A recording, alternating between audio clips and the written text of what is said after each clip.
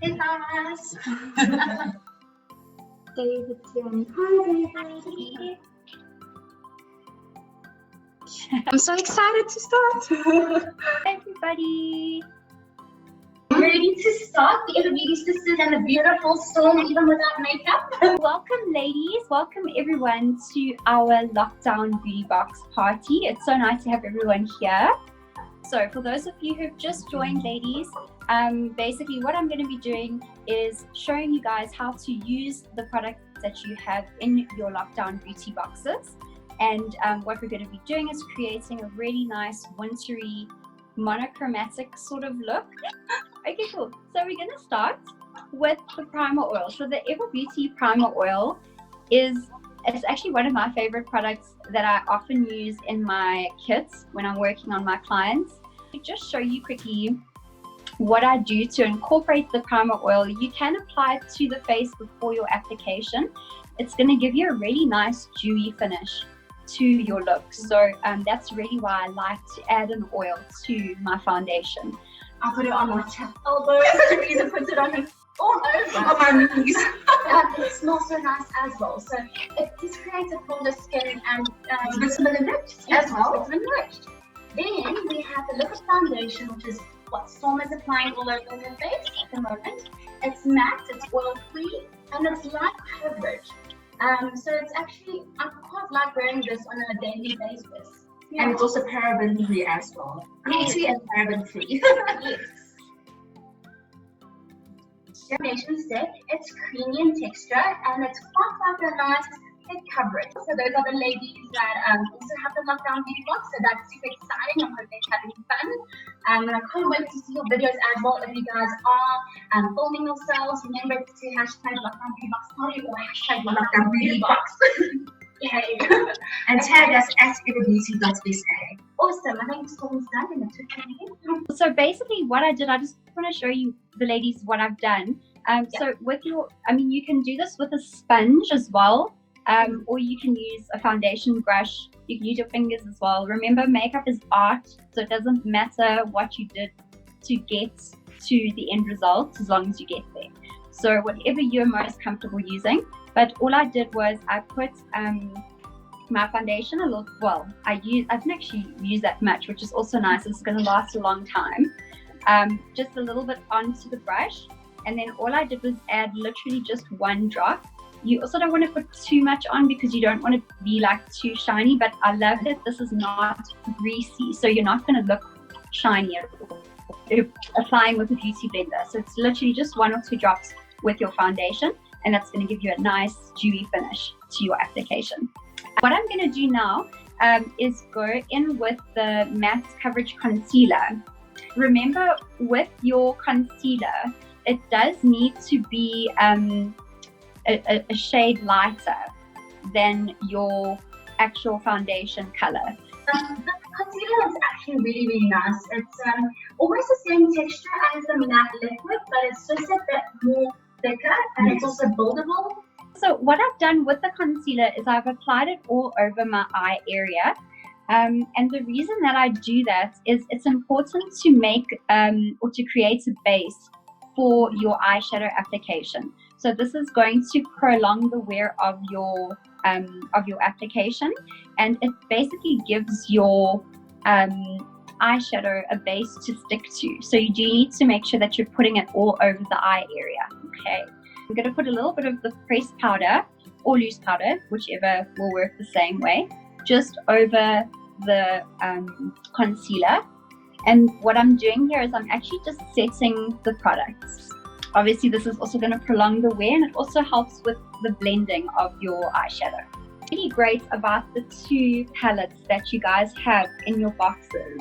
With the blusher palette and the eyeshadow palette, you can really just go mad with looks that you want to create.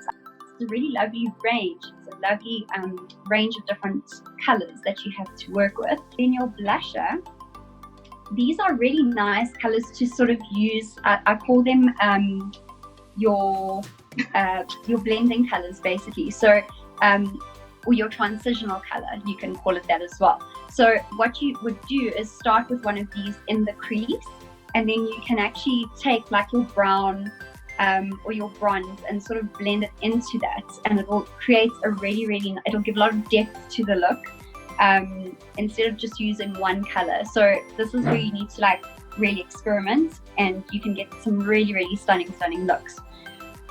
So what I'm going to do, because I said I wanted to create like a nice like a chocolatey brown sort of look, I'm going to use this color here. This one here, I might mix like a few. I quite like that and that tone there, but this is also completely up to you. I'm just going to show you what you can achieve with it. So I'm going to take a fluffy blending brush. Remember, when you're working on your eyes and you're blending in the crease, the fluffier your brush, the better your application and your blending will be.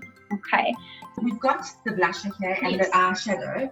And one thing that is really exciting, and I don't know why people have this perception that a blusher is just the blusher, but the blusher can also be used as an eyeshadow. Yes, I do that personally. I love using, I actually use the exact same color, say for my eyes. I use some pink and brown, and it can be used as contouring. Even all of these colors here, it might be like, oh my gosh, I'm not too sure how I will use those colors, but it's okay, you have so many different types from day to day. And it's always lovely to like blend and create like a ombre look, you know, with two colors. So it's amazing. I love it. And it's got the shiny and the matte mixed together.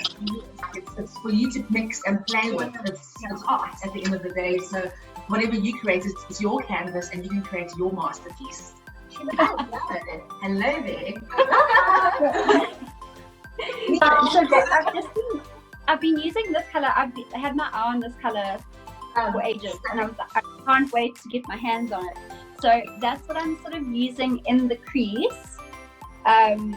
This is the first color that I'm using in the crease. And then, yeah, that's from the blusher palette. I know I didn't go straight into the eyeshadow palette, but it works really well. These are such stunning colors. You ladies are very clever. You blend from the inside till the outside, and then you've just been using this color. Correct. So with a nice fluffy blending brush. Basically, what I'm doing is just doing little circular motions, because that's going to give you a really nice blended. You don't want to see any lines when it comes to blending with powders. So, and remember, if you want to throw in your fingers, you can. Don't be scared. Really, I'm loving this brown tone here. It's like, it's just a really nice tone of brown. This is really going to give the look like quite a lot of depth. So with a more of a stubbier brush, so this doesn't need to be a fluffy brush. This is like, it's quite a stubby one. What I'm going to do is actually like sort of apply it specifically on the outer corner of the eye, and this is going to go up into the crease as well. So this is really creating a really nice contoured look on the eye. This is what really gives the eye a stunning shape. And then here, what you can do, you've got like quite a few options when it comes to a smoky eye like this. I find that doing more of a extended smoky, if I can call it that, gives the eye a really nice shape rather than something that's quite rounded. So don't be scared to sort of take it out a little bit. If you've gone too far out, you can always, so I don't know if you can see that it's sort of going to a bit of a point, almost like a V shape. Yes. So that's really going to give you a nice extended look. So that's called an extended smoky, or like a V-shaped smoky.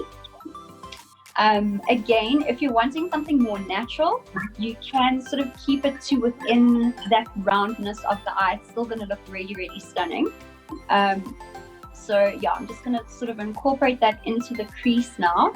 Really stunning color. It really is awesome. And this is the same color that I'm going to put on my brows just now, because it's like quite a flat brown, but that's sort of what you're looking for, a brow color. You're not wanting anything with like a red tint, or obviously if you've got red hair, then that will work for you. But I quite like that this color is quite universal. So you could use it for, you know, quite fair women going into like a little bit darker. And then for the, well, obviously we'll talk about brows just now, I'm getting ahead of myself, but it's just a really nice like universal color to use all over the face, which is really, really cool. So I'm just going back with my blending brush and I'm just going to blend it out a little bit more. Remember, you don't want any lines, so any harsh lines you want to get rid of with your blending brush. So you're just going to blend that out nicely. So if you have a look, it's, hang on a sec, is this one in the middle? It's sort of in the middle. It's the color that's next to the gold, the more color with a more of a gold tone. So it's this bronzy color over here that I really, really like as a highlight for the look to complete it. When you're doing a smoky eye, the lighter color will always go on the actual lid, and that really contours and shapes the eye beautifully. I also just wanted to give you ladies a tip. If you're working with shimmers, so what you need to remember is, I said earlier that makeup is art.